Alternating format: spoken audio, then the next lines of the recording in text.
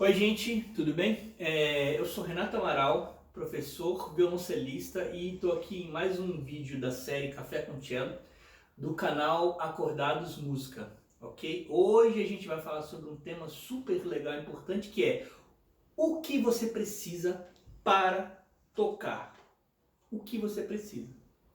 Você que com certeza, na maioria das vezes, né, pelo menos a gente escolhe fazer parte do universo musical por uma paixão que a gente tem, independentemente do estilo, do instrumento. Você tem uma paixão, pode ser por aquele instrumento específico, mas pode ser que você queira tocar alguma coisa que você acha que fique bonito naquele instrumento. Enfim, você escolheu um instrumento para tocar, de qualquer forma, em qualquer região do planeta, você vai precisar dessas coisas que eu estou dizendo aqui. É claro que esse é um vídeo que provavelmente, muito provavelmente, não vai ser completo, porque não tem como a gente dizer tudo no vídeo só. Eu posso fazer outros vídeos para falar sobre isso, caso vocês queiram. Senão eu também posso fazer outro vídeo para falar sobre isso. Eu falo sozinho, mas não tem problema. Eu acho importante falar sobre isso. Então lá vai. Vamos descobrir aqui, nesse primeiro vídeo, vamos começar a falar sobre o que é necessário para você tocar um instrumento, certo? Primeiro, e não é piada, amigo, amiga, você precisa do instrumento. Não dá para você falar que você quer aprender o instrumento e ter uma aula por semana, se é que você vai ter uma aula por semana, eu espero que sim, sem ter o instrumento, não vai dar.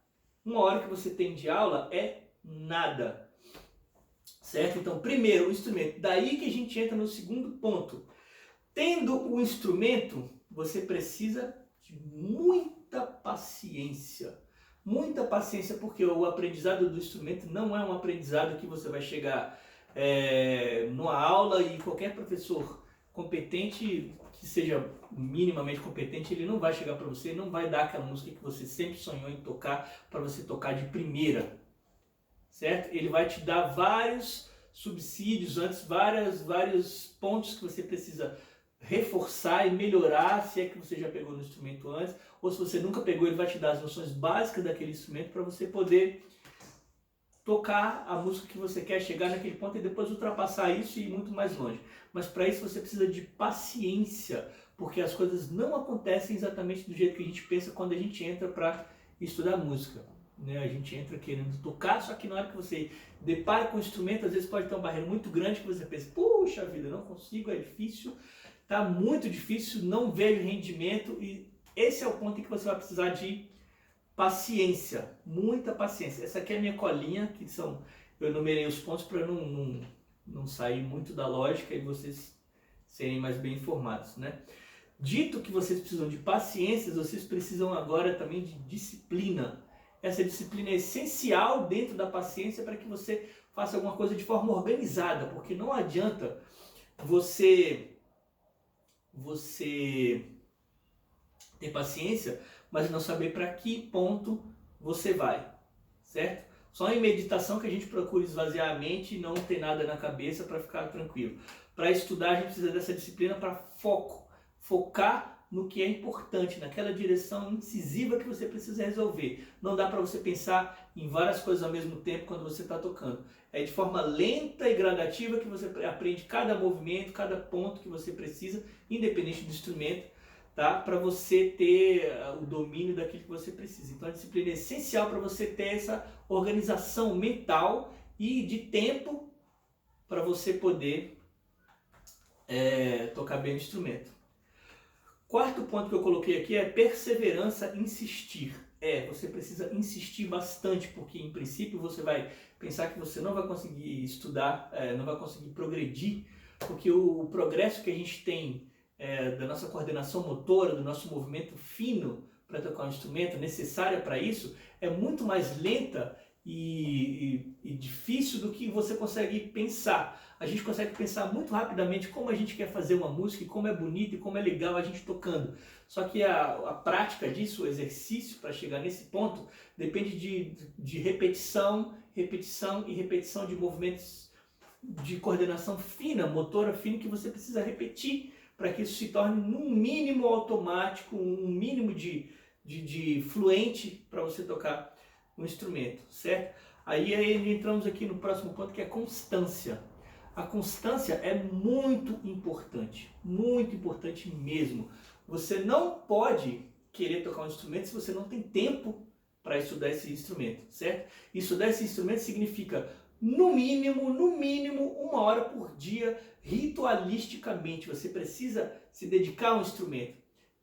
Não é diferente de qualquer outra área. Se você quer aprender uma língua, você aprende primeiro uma palavra, depois você pode aprender, de repente, pode variar essa ordem, mas você aprende a pronúncia da palavra, depois você aprende outra palavra, depois outra em seguida. Depois de um certo tempo estudando isso corretamente, você consegue juntar numa frase, dentro de um repertório limitado e decorado, aquela frase, você consegue formular essa frase e colocá-la dentro de um contexto correto, é igualzinho na música. Depois de muito estudar, você consegue formular outras frases, até em que você, estudando bastante, você consegue chegar ao ponto que você realmente consegue dominar aquela linguagem, até certo ponto, dentro de um determinado contexto, é claro, e você consegue, da mesma forma que você vai conseguir falar bem, você vai conseguir tocar bem, mas isso leva tempo, então precisa da constância. Constância é hiper importante. Eu sempre dou exemplo para os meus alunos, principalmente com relação a, vamos colocar assim, primeiro, comer. Você não pode achar que é legal você comer 5 quilos de comida num dia e passar o resto da semana sem comer. Isso é muito fácil qualquer pessoa entender esse exemplo, né? Da mesma forma é o estudo da música. Não dá para você estudar muito num dia e não estudar no outro dia. Você tem que estudar regularmente, todo dia, ritualisticamente, aquele tempinho reservado para aquilo. É claro que com a qualidade, o foco e a disciplina que a gente viu antes ali nos pontos anteriores, certo? Então a constância é essencial para isso. Posso ter outros exemplos, mas eu posso dar em outros vídeos, senão o vídeo fica muito longo, ok? Eu deixei um ponto passar aqui que é essencial, que eu já falei sobre isso, mas vou reforçar, que é a vontade, no sentido de fibra. Você tem que realmente não desistir. Insistir, tocar muito nesse ponto. A gente vai tocar sempre, o seu professor vai tocar, que é a vontade. Você não pode deixar a sua percepção, a sua autocrítica, de achar que você não está progredindo, ser superior à sua vontade de tocar, insistir e repetir de forma correta, claro, sempre, até que você consiga tocar o mínimo, né, que você se pretende ou que é necessário para você dizer que está tocando o instrumento. Chegamos no outro ponto muito importante, que é orientação. Você, de forma alguma, a não ser que você seja um autodidata, mas mesmo um autodidata, se tiver uma orientação, ele vai progredir de forma muito melhor, porque muitas vezes a gente quer inventar a roda, mas só que já inventaram a roda. Isso já foi dito para mim enquanto instrumentista, enquanto essa coisa de correr atrás e querer aprender tudo sozinho, às vezes te atrapalha. E eu conheço profissionais que pararam de tocar mais cedo. Eu estou querendo dar o exemplo de que uma pessoa que já toca, que tocou muito tempo, tocou profissionalmente, mas às vezes tem que parar mais cedo porque lá atrás adquiriu um vício de postura, adquiriu um vício de uma tendinite e teve que ser obrigado a largar a profissão porque simplesmente não pode mais tocar. A pessoa pode até ensinar, lecionar, mas não vai tocar porque está debilitada fisicamente por conta de má postura e má orientação que teve lá no início. Então a orientação é essencial, um professor bom que não vai deixar você ir por um caminho errado, não vai deixar você ir por um caminho que vai te causar problemas futuros.